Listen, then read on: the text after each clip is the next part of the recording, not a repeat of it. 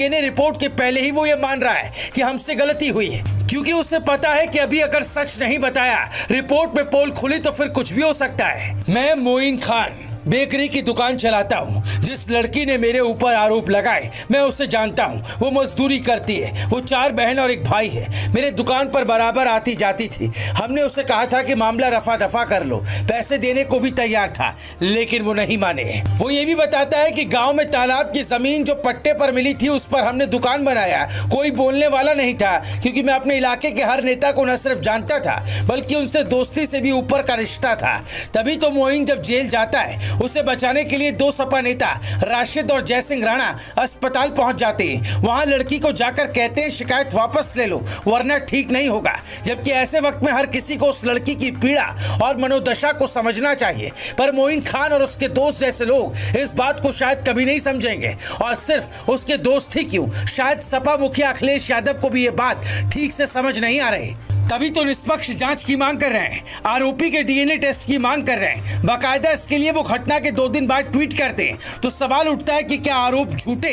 क्या अखिलेश यादव को लगता है कि जिस पिछड़ा वर्ग की वो सियासत करते, उस पिछड़ा वर्ग से आने वाली ये लड़की झूठ बोल रही है? आखिर उसकी भी तो बदनामी होगी, फिर वो ऐसे आरोप क्यों लगाएगी? अयोध्या से सांसद अवधेश पासी, जिन्हें इस लड़की का साथ देना चाहिए था, वो ये तो कहते हैं कि इसे आर्थिक मदद दी जानी चाहिए, लेकिन साथ में अखिलेश वाली बात भी दोहराते हैं। तो सवाल है कि क्या सपा अंदर ही अंदर मोइन खान को बचाने का प्लान बना रही है? आरोपी कोई भी हो, उसे कितनी सजा मिलेगी, वो दोषी है या नहीं, ये तय करना अदालत का काम है। फिर डीएनए टेस्ट की बात कहां से आई?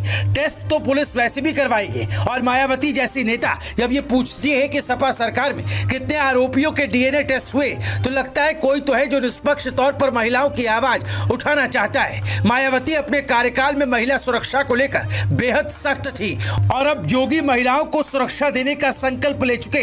इसीलिए आरोपी चाहे किसी मत, मजहब या पार्टी से जुड़ा हो, उसे पकड़ा भी जाएगा और सजा भी मिलेगी। मोइन खान जैसे लोग इस समाज के लिए वो कोढ़ हैं जिनका इलाज ढंग से नहीं हुआ तो इन्हें फैलने में वक्त नहीं लगेगा। ये बात खुद योगी आदित्यनाथ सदन में कह चुके। तो सवाल उठता है कि सपा ऐसे लोगों को बचाना क्यों चाहती है? सीधे तौर पर यह क्यों नहीं कहती कि बेकरी दुकान पर बुलडोजर चलाकर अच्छा किया, मोइन खान को जेल भेजकर अच्छा किया, हम उस लड़की को इंसाफ दिलाकर रहेंगे? क्या अखिलेश तब भी डीएनए टेस्ट की बात करते जब आरोपी किसी और पार्टी या जाति से जुड़ा होता? जवाब ठीक से सोचकर कमेंट में जरूर लिखिएगा, क्योंकि सवाल बहन बेटियों की सुरक्षा का है। Bureau report, global Bharat TV. Police का डंडा देख तोते की तरह बोलने लगा मोइन खान, बता डाले सारे राज। लड़की को क्या कहकर डराया, कहां कितनी जमीनों पर कब्जा जमाया, सब बताया। गुनाह सुन कहेंगे बुलडोजर या बुलेट ट्रेन की सजा कम है, ऐसे लोग महापापी हैं। गांव में अपना साम्राज्य चलाने वाला मोइन खान पुलिस कस्टडी में भीगी बिल्ली बना बैठा है। कोई गेट खोलता है तो आवाज सुनकर ही डर जाता है। तोते की तरह वो अपने हर गुनाह पुलिस के डंडे के डर से खुद ही उगलने लगा है। यहाँ तक कि लड़की को क्या कहकर डराया था ये तक बता देता है। और लड़की के साथ जो किया, जिस डीएनए रिपोर्ट की बात अखिलेश यादव कर रहे हैं, उस डीएनए रिपोर्ट के पहले ही वो ये मान रहा है कि हमसे गलती हुई है, क्योंकि उसे पता है कि अभी अगर सच नहीं बताया, रिपोर्ट में पोल खुली तो फिर कुछ भी हो सकता है। मैं मोइन खान बेकरी की दुकान चलाता हूँ। जिस लड़की ने मेरे ऊपर आरोप लगाए मैं उसे जानता हूँ। वो मजदूरी करती है। वो 4 बहन और एक भाई है। मेरे दुकान पर बराबर आती जाती थी। हमने उसे कहा था कि मामला रफा दफा कर लो, पैसे देने को भी तैयार था, लेकिन वो नहीं माने। वो ये भी बताता है कि गाँव में तालाब की जमीन जो पट्टे पर मिली थी उस पर हमने दुकान बनाया। कोई बोलने वाला नहीं था, क्योंकि मैं अपने इलाके के हर नेता को न सिर्फ जानता था बल्कि उनसे दोस्ती से भी ऊपर का रिश्ता था। तभी तो मोइन जब जेल जाता है, उसे बचाने के लिए 2 सपा नेता राशिद और जय सिंह राणा अस्पताल पहुंच जाते हैं। वहां लड़की को जाकर कहते हैं शिकायत वापस ले लो वरना ठीक नहीं होगा। जबकि ऐसे वक्त में हर किसी को उस लड़की की पीड़ा और मनोदशा को समझना चाहिए, पर मोइन खान और उसके दोस्त जैसे लोग इस बात को शायद कभी नहीं समझेंगे। और सिर्फ उसके दोस्त ही क्यों, शायद सपा मुखिया अखिलेश यादव को भी ये बात ठीक से समझ नहीं आ रही। तभी तो निष्पक्ष जांच की मांग कर रहे हैं, आरोपी के डीएनए टेस्ट की मांग कर रहे हैं। बाकायदा इसके लिए वो घटना के 2 दिन बाद ट्वीट करते हैं। तो सवाल उठता है कि क्या आरोप झूठे?